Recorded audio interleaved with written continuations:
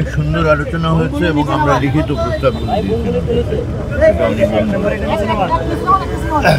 আমাদের প্রিয় নেতা ডক্টর কামাল হোসেনের নেতৃত্বে আমরা 8 সদস্যের একটি প্রতিনিধি দল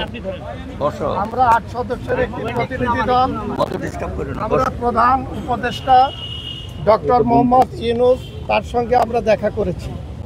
আমরা গণফোরামের পক্ষ থেকে যৌক্তিক দাবি নিয়ে বর্তমান অন্তর্বর্তীকালীন সরকারের কাছে 21টি দাবি উত্থাপন করেছি। বর্তমান সময়ে আমরা যে সংস্কার প্রস্তাব দিয়েছি এবং মাননীয় প্রধান উপদেষ্টা সেটা গ্রহণ করেছেন এবং এটা বাস্তবায়ন করার জন্য আমরা যে আবেদন করেছি তাতে তারা সম্মত হয়েছেন।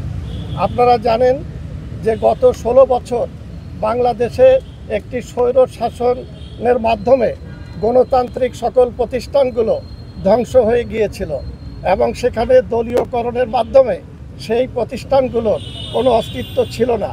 বিশেষ করে আমাদের সংবিধানে মাননীয় প্রধানমন্ত্রীর যে একচ্ছত্র ক্ষমতা দেওয়া আছে তাতে তিনি ক্ষমতায় যাওয়ার পরে এই রাষ্ট্রের সমস্ত কর্তৃত্ব তার হাতে থাকে।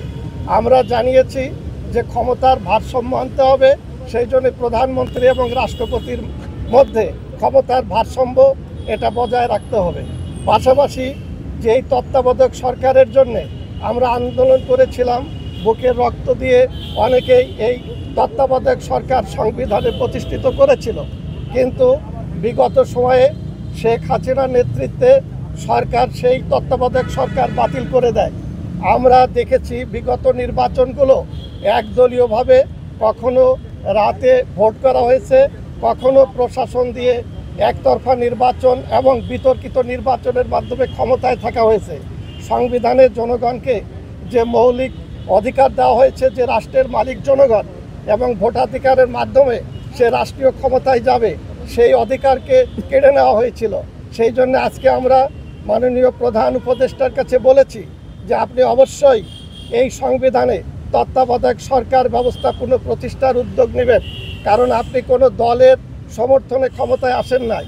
ছাত্র জনতার বিপ্লবের মাধ্যমে সারা বাংলাদেশের মানুষ আপনাকে এই ক্ষমতায় অধিষ্ঠিত করেছে এবং আমাদের এই কথাগুলো তিনি গ্রহণ করেছেন।